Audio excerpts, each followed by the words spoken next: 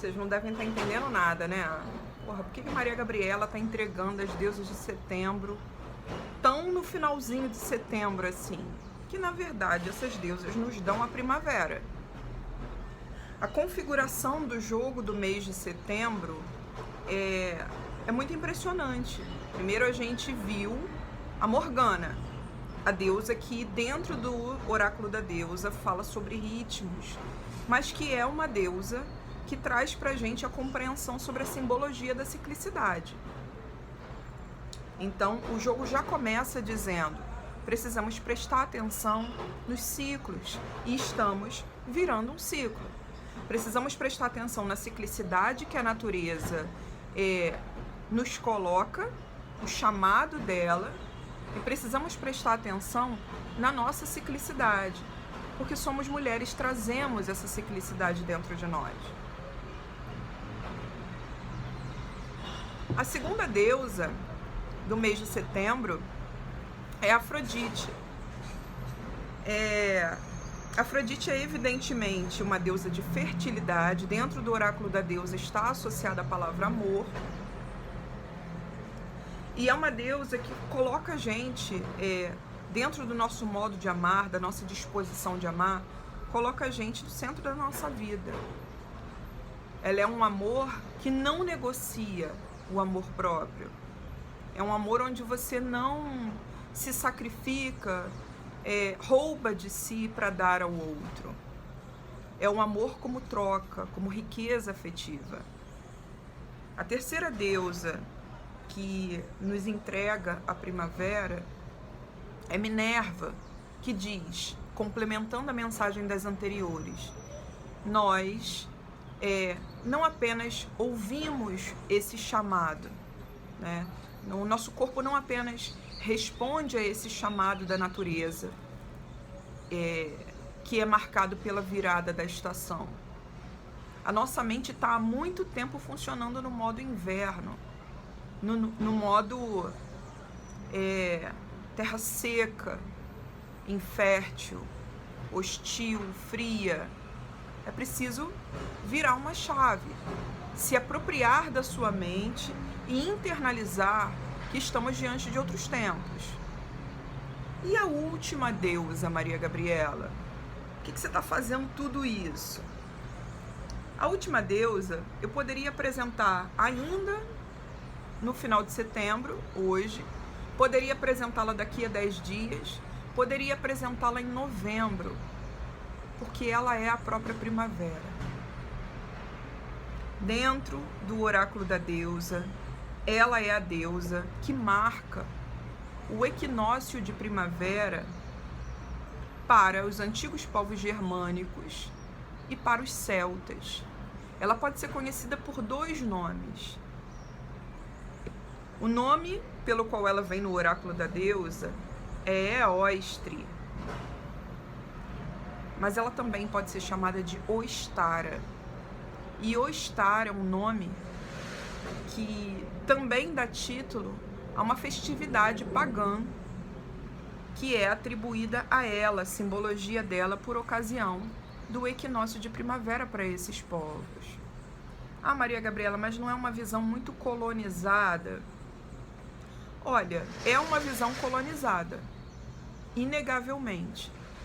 Nós não estamos abordando a primavera com base nas imagens que nos cercam aqui enquanto pessoas que vivem na América Latina. Nós estamos importando um conceito de primavera que, na verdade, em função da colonização, acaba sendo universal. Acontece que dentro de mitologia comparada, dentro da forma como essas simbologias se espelham, o mundo inteiro vai ter as suas imagens de primavera. Os territórios que experimentam as estações intermediárias, terão a sua imagem de primavera, terão a sua simbologia de primavera, terão seus mitos de primavera. Mas aqui, o nosso objetivo é estudo oracular. E quando eu trago essas deusas, não é assim fora de contexto. Eu escolhi falar dessas deusas, então eu escolhi uma visão colonizada para transmitir aqui nesse vídeo. Não é isso. É que nós estudamos o oráculo da deusa. E o oráculo da deusa, ele possui divindades de todas as partes do mundo. São 52 deusas de diversas mitologias. Então, o que é interessante aqui é a gente entender que todas elas integram uma ideia de um feminino sagrado. Todas elas compõem a ideia de que a gente hoje, né, que está nessa busca, nesse levante, enquanto mulheres, resgatando símbolos que nos foram roubados, mas também, enfim, todos esses povos que reverenciavam deusas, né, em outros tempos, alguns desses povos ainda estão aí vivíssimos, né, apesar de todo o genocídio, continuam reverenciando seus deuses e deusas. Todos eles testemunham o fato de que a humanidade, apesar do império das religiões monoteístas, patriarcais, a humanidade reconhece na natureza uma divindade que é fêmea, a partir do momento em que ela possui ciclicidade e nos entrega a vida. Não apenas a vida, né? Recebe também em seu ventre os mortos. Então, dessas ideias antigas, desses muitos povos, desses muitos fragmentos dispostos, organizando um quebra-cabeças, a gente tem esse relato, esse testemunho que fundamenta o oráculo da deusa. Olha, existem divindades femininas nas quais as mulheres já puderam se espelhar, só que isso nos foi roubado. Então, a grande imagem de primavera que está contida dentro do oráculo da deusa é Eostre. Eostre é a garota que representa a primavera. Eu escolhi essa música aqui, ó, para ela, mas poderia perfeitamente ser Hilarie da Xuxa.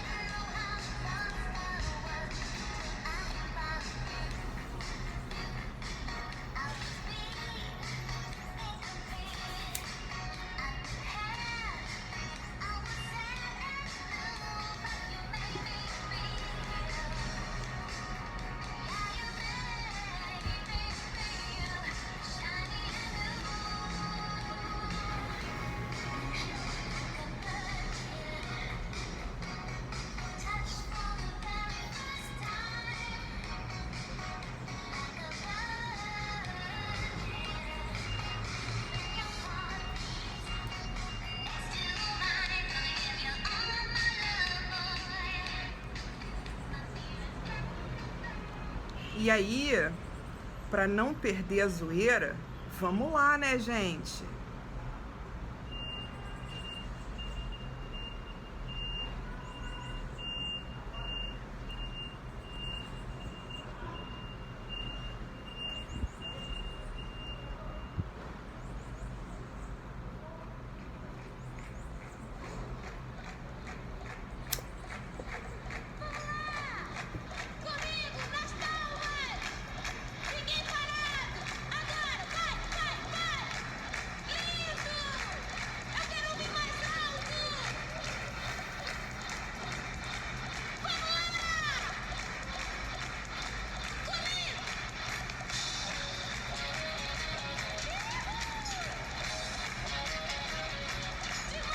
Ó a Xuxa dos celtas aqui, dos povos germânicos, antigos povos germânicos.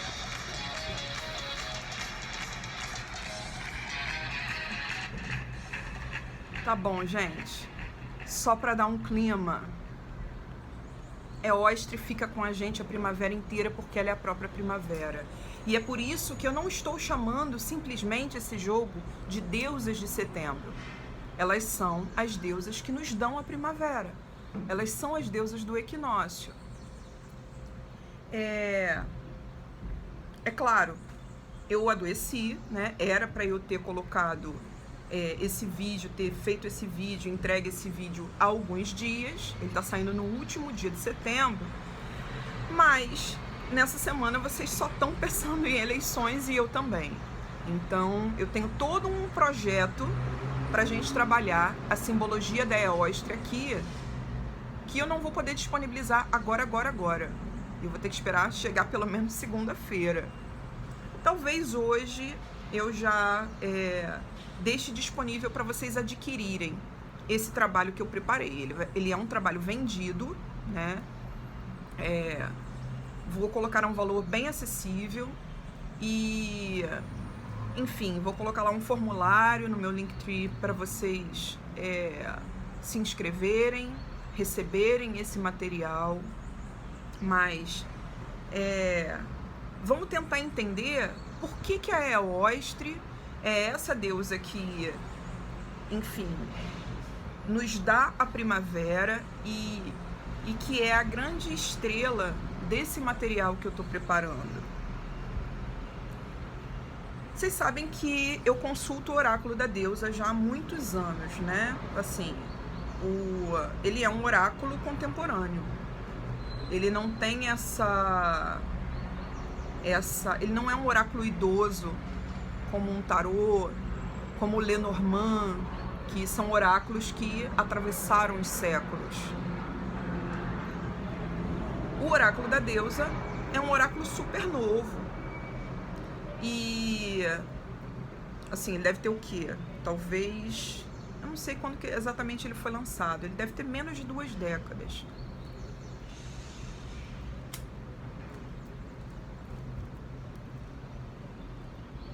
Ele foi desenvolvido pelas suas autoras, que são 2 bruxonas, justamente para popularizar divindades femininas no mundo inteiro. O oráculo da deusa, ele é um oráculo que foi elaborado num formato bem comercial. Ele é bem beabá, ele atende todo mundo todo mundo, mulheres, homens, todo mundo que esteja ainda começando a entender, né, essa divindade, ou que comecem do zero. Nunca ouvi falar sobre determinadas deusas. De repente você tira lá, né, uma Afrodite todo mundo ouve falar. De repente você tira lá a Morgana, você tira lá a Eóstria, enfim. Ele é feito para todos os públicos. Desde, né, para quem não faz a menor ideia do que seja essa discussão toda em torno de sagrado feminino, que foi muito deturpada, que foi um termo muito surrado, muito injustiçado, um termo que apanhou muito, porque é um termo que está se popularizando ainda mais nesse momento de levante de mulheres buscando construir um caminho, um exercício de espiritualidade, de busca por autoconhecimento por fora, né, do machismo das instituições religiosas. Tá vindo, hein? Tá vindo o carro do ovo. E é muito simbólico. Eu acho que é o carro do ovo. É muito simbólico que vem o carro do ovo na hora da Eóstria. Porque um dos símbolos dela é o ovo. Mas vamos lá. O oráculo da deusa foi pensado para ser mesmo um instrumento muito pop. E ele é muito bem sucedido nesse sentido. O que nos cabe? Aprofundar o conhecimento sobre essas deusas. O meu modo de aprofundar o conhecimento dessas deusas não veio apenas pela minha disposição em pesquisar material à parte sobre elas, mas é um oráculo, e por esse oráculo aqui já passaram milhares de pessoas, milhares de vidas, para que eu possa dizer a você o que eu estou te dizendo sobre a Eóstria, sobre Minerva, sobre Afrodite, sobre Morgana. Eu estive diante de milhares de pessoas que me trouxeram suas histórias de vida, suas angústias mais imediatas, quais são os seus sonhos, as suas dores, quais foram os seus piores traumas e aonde elas querem chegar. Então foram vidas reais que me ajudaram a aprofundar o sentido dessas cartas. E aí eu descobri uma coisa fascinante sobre Eostre. Vamos lá. É sério, o bagulho é sério, hein? Eostre. Em primeiro lugar, vamos lá. Quem é ela? Ela é uma menina. Ela é uma menina chegando à vida adulta, tá? É uma Maísa da vida. Ela já tem idade de ter filhos. Ela tá ali, né, descobrindo, fortalecendo a sua sexualidade, a sua compreensão, né, de que está se tornando mulher. Mas ela é amada pelas crianças. E tem mitos dela que envolvem especialmente as crianças. Tem um mito de Eostre em que ela transforma um passarinho em uma lebre diante de uma plateia de crianças. Gente, é um entretenimento, é a apresentadora de programa infantil. Essa figura que, ao mesmo tempo em que, na minha geração, inclusive, cara, aquela era das apresentadoras loiras, né? A era problemática das apresentadoras loiras. O que você tem ali? Qual foi? Onde é que como é que esse projeto, né, dessas apresentadoras se organizava? Eram garotas loiras, uma beleza, né, padronizada, jovenzinhas assim, final da adolescência chegando à idade adulta, e que poderiam ter a sua imagem muito explorada, muito sexualizada pelos pais. Eu amo a Xuxa. A Xuxa é uma grande referência para mim, porque ela tava comigo todo dia, né? Então, enfim, mesmo com todos os meus abandonos ali, Xuxa tava ali todo dia comigo. Então não tem como não amar essa figura, assim. E além de, né, ser essa pessoa muito amada, muito adorada mesmo. Mas se você pegar lá as primeiras capas dela, você vê que o objetivo, o projeto, é sexualizar mesmo a imagem dela, para que os pais pudessem comprar aqueles álbuns para os seus filhos. Então, nesse misto, nessa maluquice de até que ponto, né, a apresentadora infantil era de fato menina ou era de fato mulher, é nessa confusão aí que na verdade vem de toda uma cultura, né, de erotização precoce. A própria história da Xuxa é uma história carregada de dores, de abusos. A história dela não se construiu assim à toa, mas ela foi viver o sol dela, ela foi viver a verdade dela. Ela foi lá, mesmo tendo partido, né, dessas condições em que, nossa, uma jovem modelo, né, mega padrão, e que já tinha todo um histórico de abusos intrafamiliares, chega ao mercado, ao showbiz, e como que não vai ser?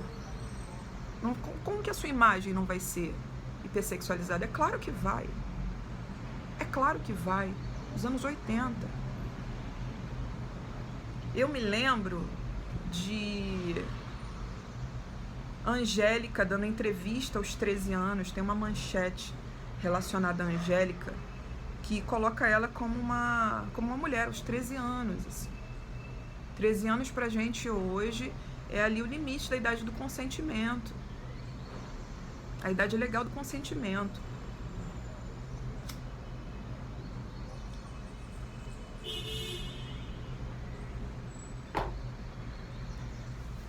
13 para 14, né? 14 acabou. Então, tudo isso, né, toda a cultura se apropria de tudo isso, dessas referências, mas isso está no inconsciente coletivo muito antes. Essa imagem angelical, né, de uma menina chegando à idade adulta, uma cereja, né, como dizem os norte-americanos, uma menina, o broto, né, da nossa jovem guarda. Tudo isso é Eóstria. Tudo isso são imagens que estão ecoando no inconsciente coletivo há muito tempo. Outros povos não vão chamar de Eóstria, mas cada um dos povos vai ter a sua imagem de primavera, que é uma imagem de jovialidade, de juventude. A Mãe Terra está na sua fase mais jovial, mais em contato com a simbologia das crianças, das adolescentes, das jovenzinhas, as novinhas, os novinhos.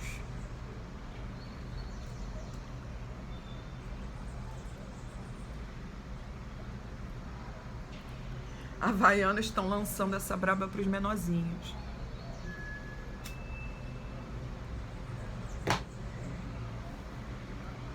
Desenrola, bate, joga de ladinho. Tem uma imagem que também me lembra muito Eóstria, que é a da Branca de Neve. Branca de Neve e os 7 anões.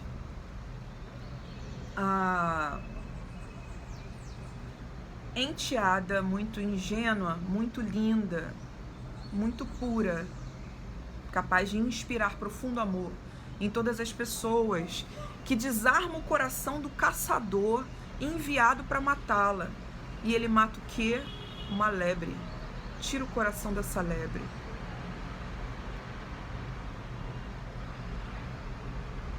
E entrega para a rainha, que encomendou a morte da Branca de Neve.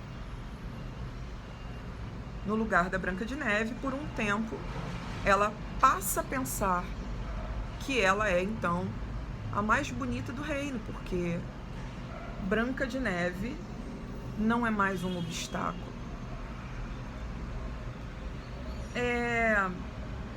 Eu descobri, gente, que quando a Eóstria sai no jogo, alguma das nossas idades, dentro desse frescor, desse arco do frescor da juventude, alguma das nossas idades está querendo falar.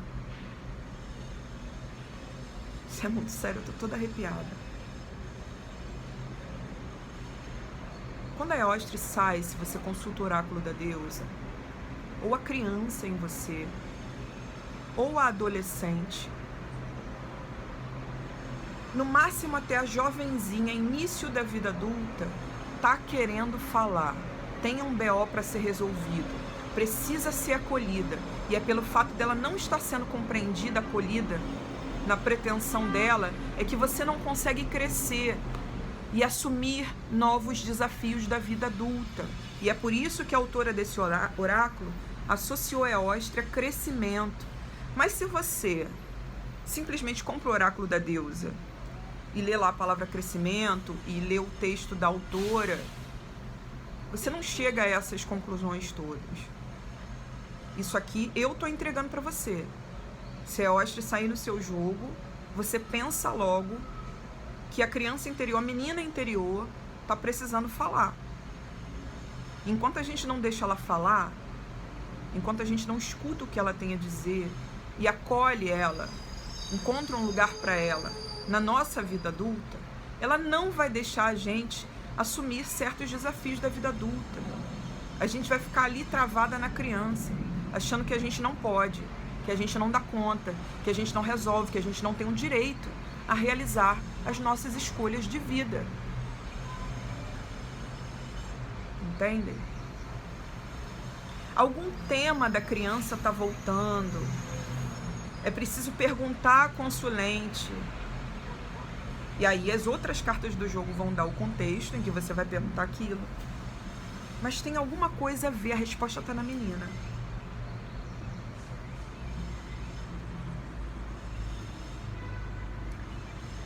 Apesar de eu estar trazendo toda essa simbologia fofa, alegre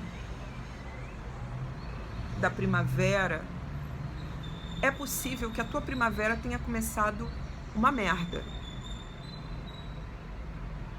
Na minha, por exemplo, eu adoeci, cara.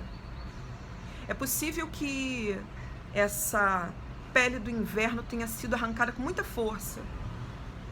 Ó, virou o relógio do tempo, virou o ponteiro. E aí você chega à primavera criança, muito desprotegida. Você chega sentindo com força as suas fragilidades. Você pode ter sentido um desamparo nos últimos dias. Você pode ter chorado à toa. Você pode ter adoecido, que foi o meu caso. Gente, eu adoecia, né? Eu peguei uma gastroenterite bizarra no último final de semana. Há muito tempo que eu não tenho esse nível de desequilíbrio assim no meu organismo. E na segunda-feira eu chorava igual criança na minha terapia. Mas eu chorava muito. A minha terapeuta olhar para mim e falar: Gabriela, eu não tô entendendo de onde veio esse choro, o que tá acontecendo. Isso aí é uma coisa muito mais profunda. Não é de agora. Não tem a ver com o que você tá passando agora. Eu regrido quando adoeço. Assim como eu, muita gente deve regredir quando adoece. Deve ficar ali esperando pelo cuidado materno. Mas externo a nós, né? O que é um erro. É preciso dar um tempo de acolher essa criança dentro de si para trazer aquela outra dimensão em você que é capaz de dar colo a essa criança, trazê-la consigo, dar a ela aquilo de que ela precisa, nutrir, ser mãe de si mesma.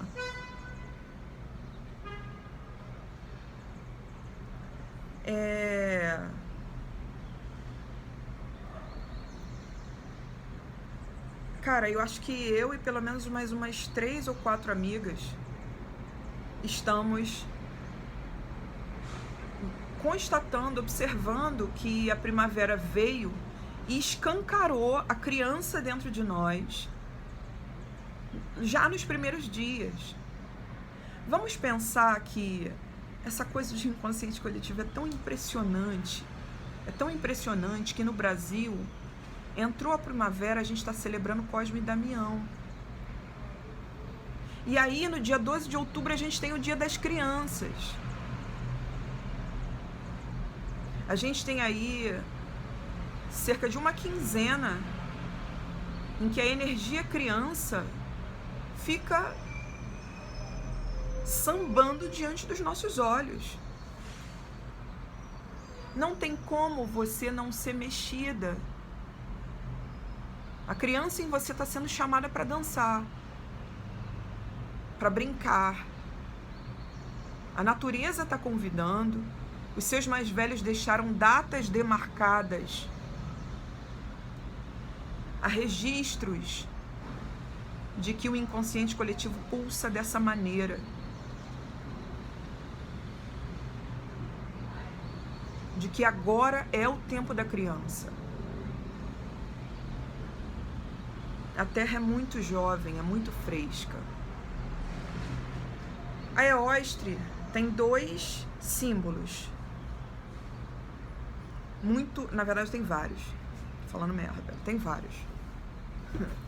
É dela um unicórnio, que é um signo de pureza e transcendência, né?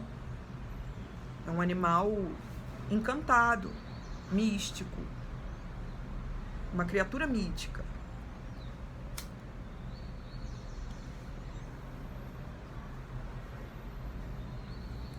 Os pássaros, principalmente os pássaros pequenos, pertencem a ela.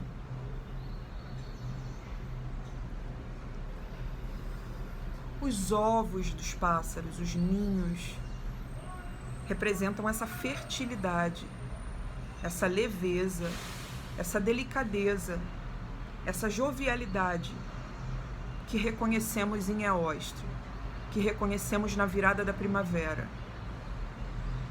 É como se a Terra, muito jovem, voltando a fazer contato com a vida, a Terra renasce. Ela passou por aquilo que eu chamo de cirurgia compulsória no inverno. É um renascimento. Os dias são flagrantemente maiores. A luz já venceu. Agora nós vamos crescendo, até virarmos mulherão, humão, transantes, transáveis, transarinos no verão. Então você chega ao verão lá com toda esse vigor dentro de si, mas porque você foi crescendo na primavera.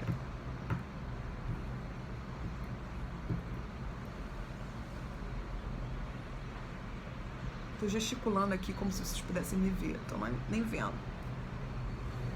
Enfim.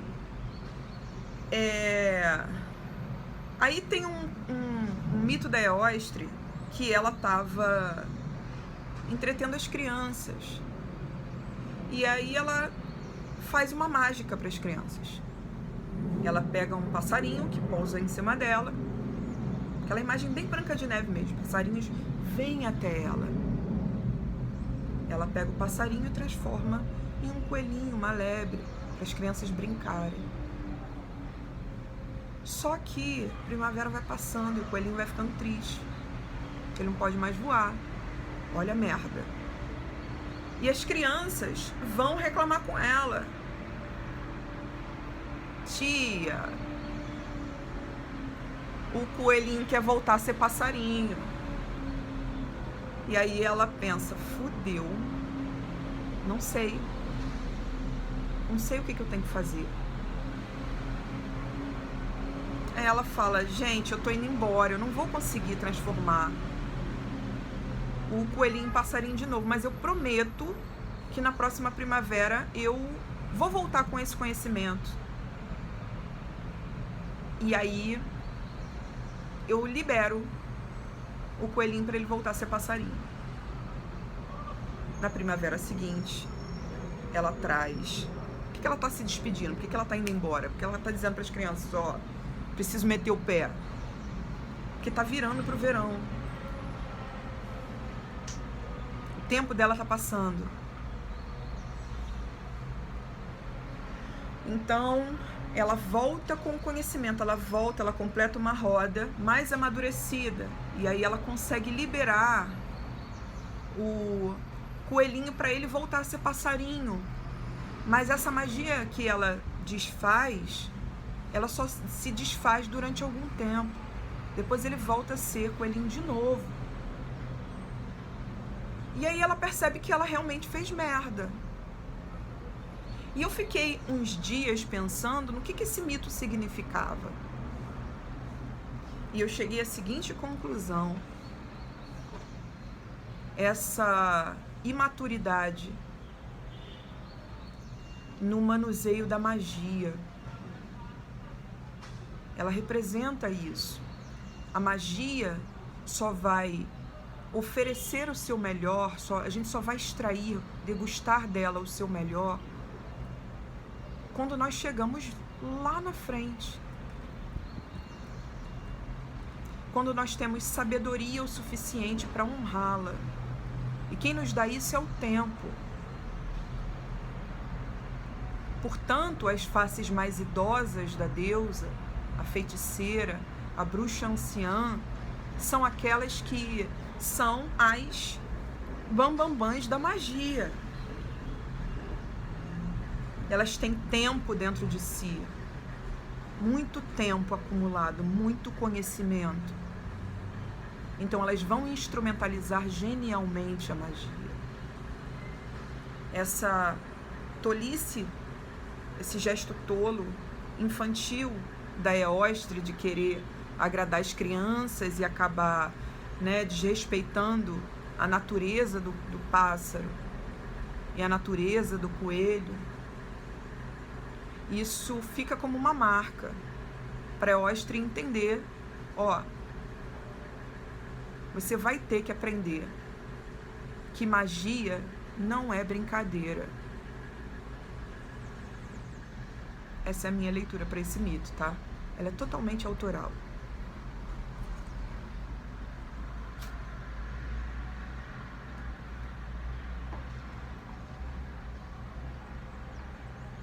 Quando a Eostre sai num jogo, a gente precisa ficar cara a cara com a nossa criança. Entender qual é o problema, o que tá doendo. O que você quer falar, neném? O que você quer me contar? A seu respeito, a meu respeito. Como é que eu posso te ajudar?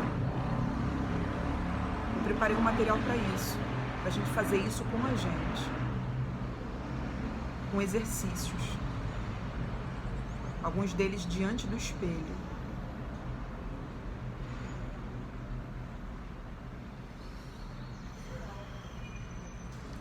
Não foi só a Eostre que me deu esse material. Todas essas deusas me deram esse material. Eu precisava fazer isso comigo. E eu tô abrindo para vocês participarem dessa experiência. Por exemplo, esse material contém decretos. Coisas que a gente vai decretar, que a gente vai dizer para si, afirmações. Essa ideia de decretos é inspirada em Minerva, que é essa deusa mental, essa que coloca a nossa mente na nossa mão e diz, cara, alinhe-se, entendam-se. A tua mente tem que servir a você, teus pensamentos têm que te fortalecer. Eles não podem servir, suas crenças não podem servir para te podar, para te limitar, para te engessar. Senão teu pensamento está agindo contra você. Senão tua mente não é uma ferramenta sua. Assim como tem outros elementos nesse material que são inspirados nessas outras duas deusas, em Afrodite, em Morgana. A gente vai ter oportunidade de falar sobre temas ligados a essas deusas que nos deram a primavera ao longo da estação dentro do laboratório. Eu estou chamando algumas experts para fazerem vídeos comigo dentro do laboratório, dentro do perfil fechado do laboratório. E a gente vai conversar sobre Morgana, por exemplo, né? Dentro, ainda é surpresa, né? Depois eu vou divulgar direitinho, mas com uma mulher maravilhosa que eu tô chamando para falar sobre a bênção do útero. Olha que legal. Gente, a experiência da bênção do útero para mim foi muito sinistra. Eu não fiz todas as cerimônias ainda. Eu quero muito fazer, tirar um ano, ó. Eu vou fazer todas, participar de todas as bênçãos do útero, todas as edições. E aí eu sei que vai ter gente que tá me ouvindo e não sabe o que é a bênção do útero, né? Então ela vai vir e vai explicar pra gente. Mas para quem já sabe, só eu preciso compartilhar isso assim. A primeira que eu fiz estava associada à experiência do inverno, né, a anciã, então eu tive uma experiência real, assim, muito real. É muito incrível a bênção do útero.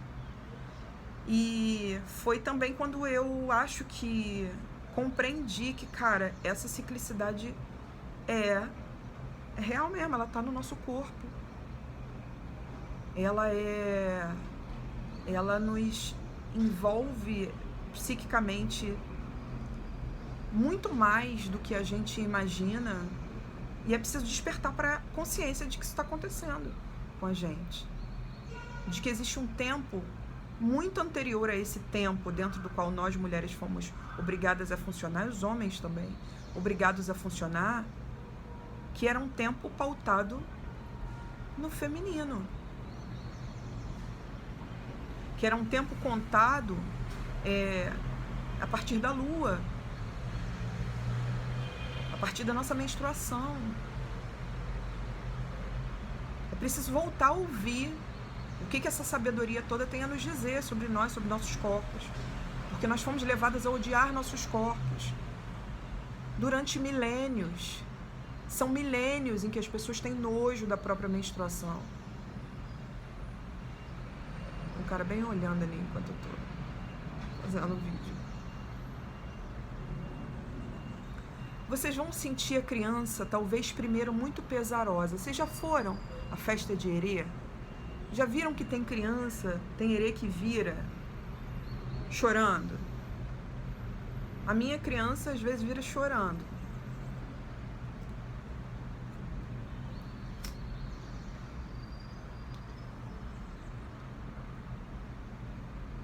Minha mãe me conta que teve uma vez que ela chorava tanto, que ela não estava conseguindo explicar porque ela estava chorando. E as pessoas pensaram, achei engraçado, né, a rir, porque... Aí ela foi ficando mais, acho que mais puta ainda.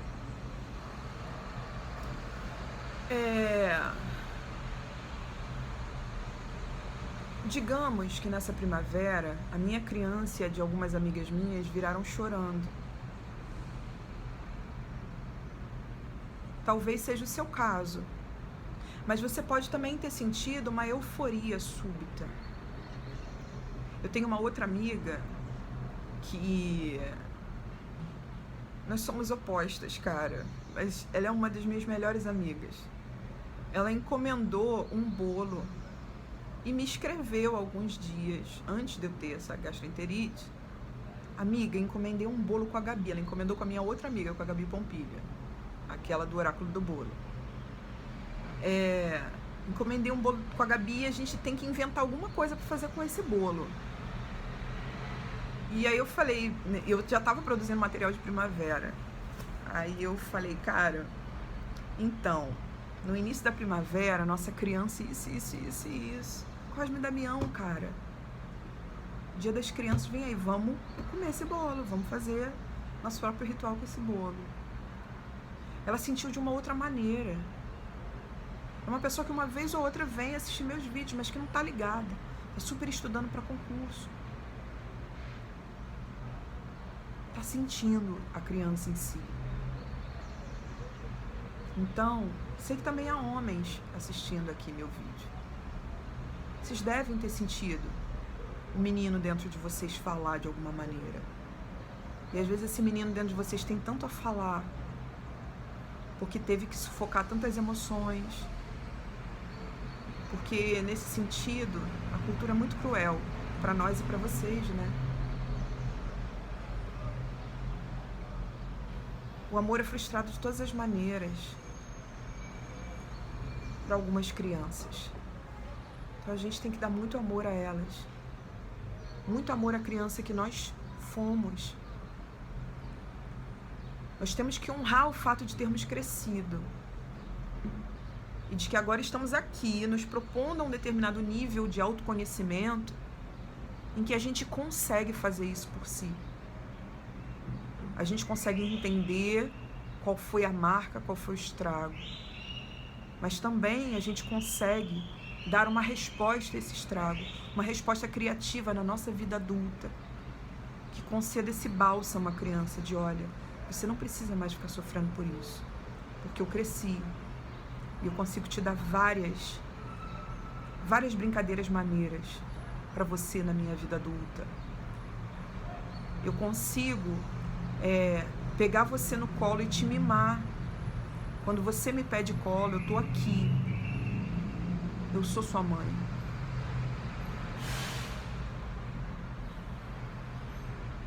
Nesses tempos em que estamos discutindo sobre as nossas emoções, com toda essa revolução psíquica, toda essa revolução afetiva, feminista que está acontecendo.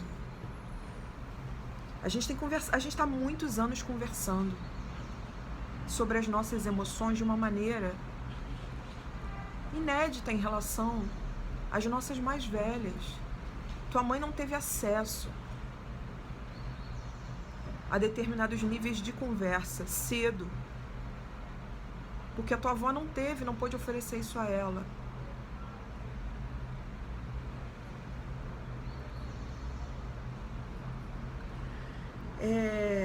Mas você está tendo.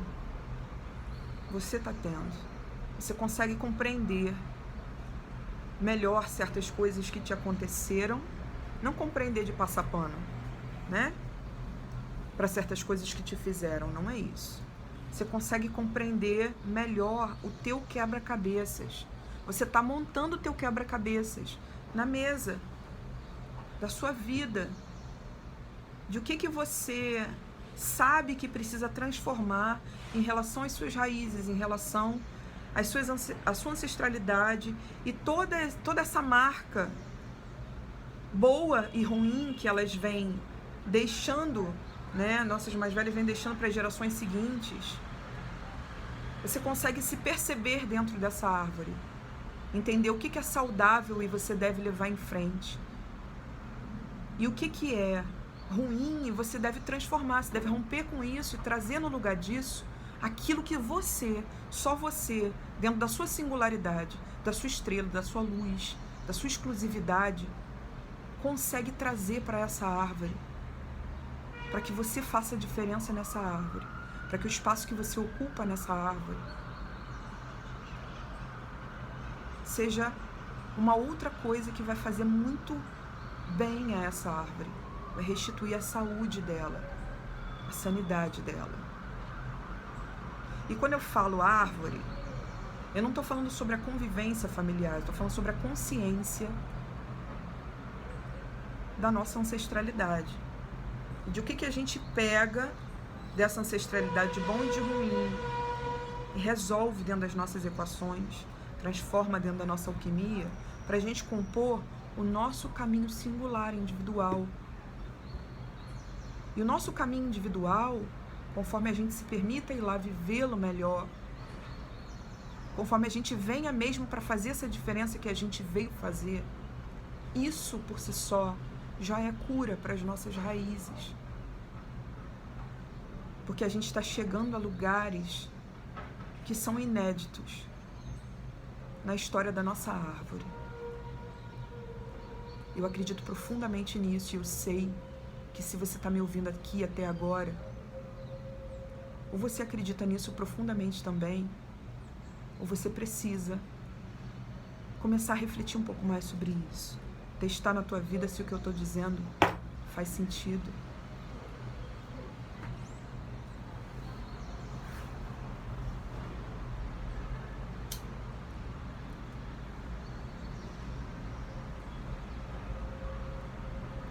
É Ostra nos dá a criança. É nosso dever ser a criança, a Cláudia,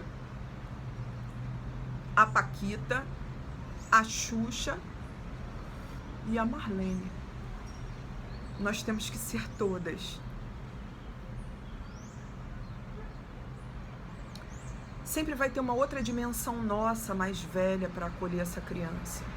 Nós temos todas elas, todas as deusas dentro de nós. Sagrado feminino é só essa compreensão. Complicaram demais. Estragaram, bateram muito nessa expressão, afinal. O que vem, que é legítimo, é conhecimento, é conceito, produzido por mulheres, tem que ser ridicularizado, tem que ser visto como equivocado, tem que apanhar um pouco, né? Os caras estão aí, há milênios, dominando o mundo com suas caricaturas de si mesmos.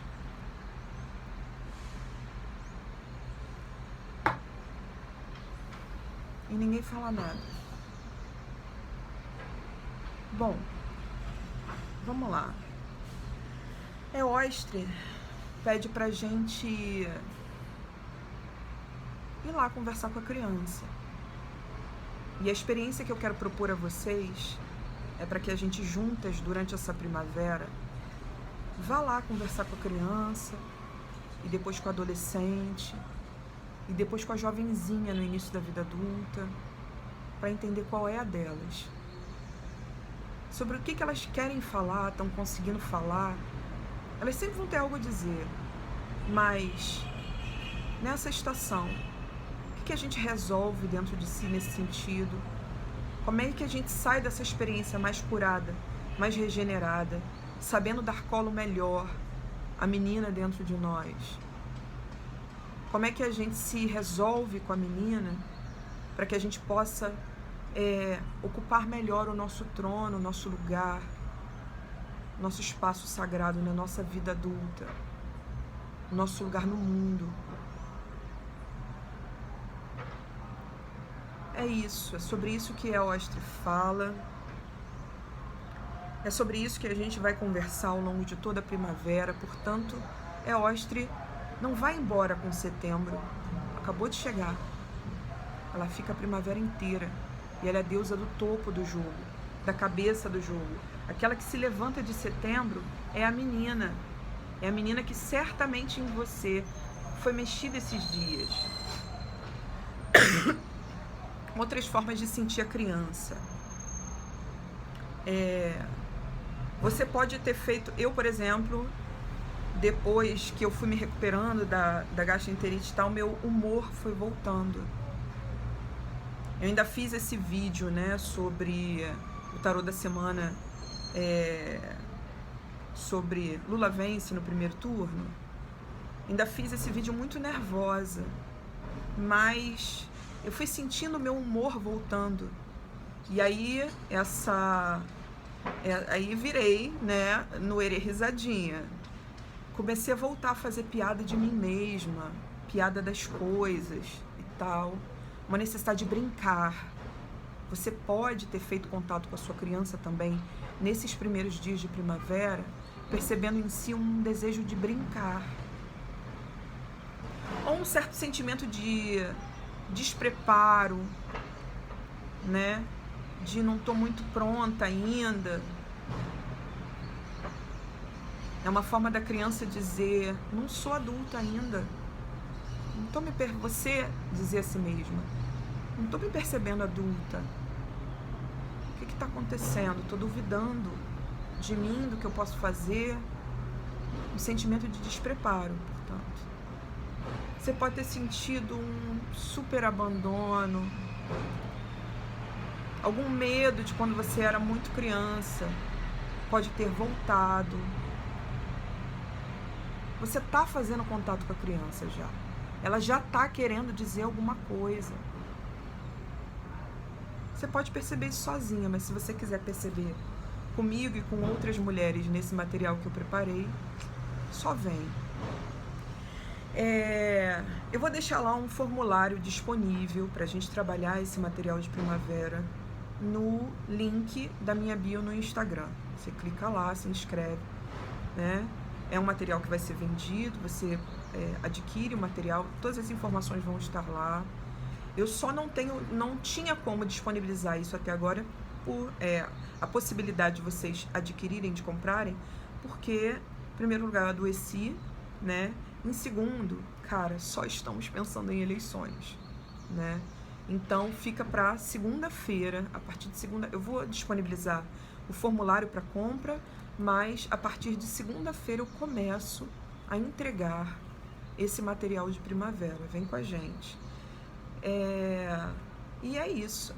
Vá lá, acolhe a sua criança. Acolhe a sua criança. Escuta ela. Esse material eu vou propor algumas formas de você ouvi-la, de você conversar com ela. É tudo muito intuitivo, você pode inserir os seus elementos, né, nessa ritualística. Mas eu quero que vocês percebam que um ritual é uma maneira de conversar profundamente consigo, de conversar simbolicamente consigo. Porque é essa linguagem que o inconsciente fala, a linguagem do simbólico, certo? Então vamos lá, vamos ouvir o que a Eostre tem a nos dizer? Uma coisa que você pode fazer para agradar a energia criança é colocar doces no seu altar. Você pode colocar símbolos de Eostre também, ovos. Você pode colocar imagem de coelho. Você pode colocar uma imagem de um bichinho da sua preferência. Pode colocar um ursinho, né? Enfim, um brinquedo. Você pode colocar coisas que remetam a criança em você, que agradem a criança em você, que representem a criança em você no seu altar, para você fazer contato com essa energia. Essa é uma das coisas que eu ensino nesse material.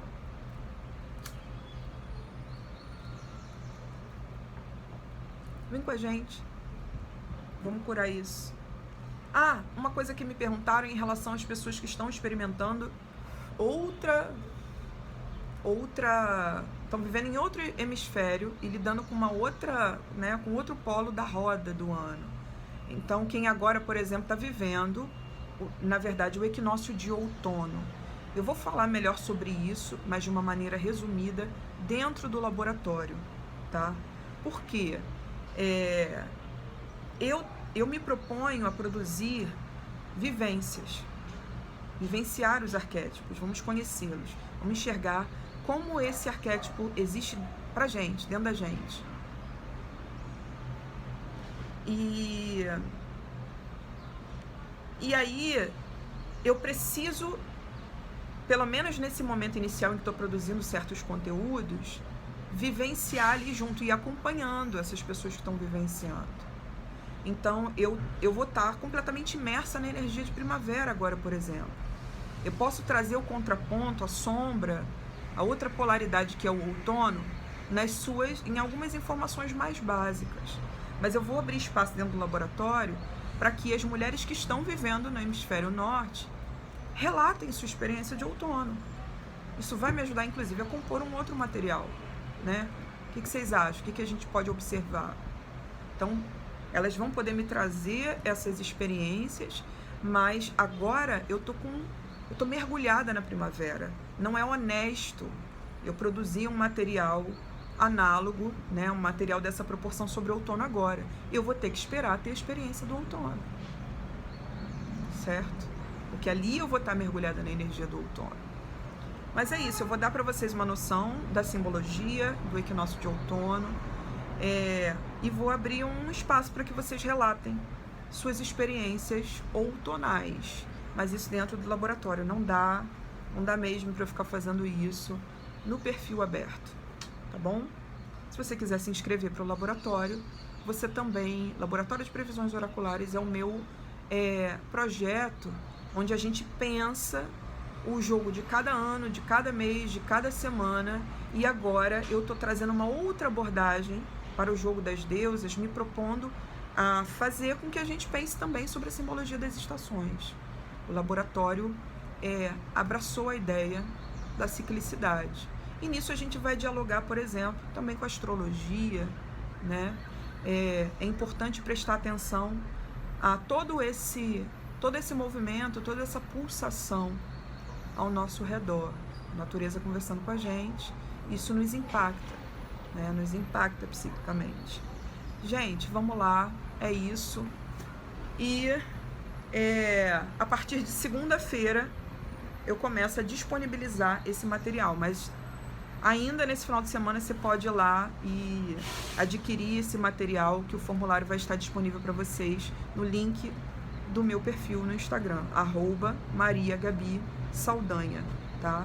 Beijo, uma excelente primavera para nós, que seja um lindo encontro com essa criança.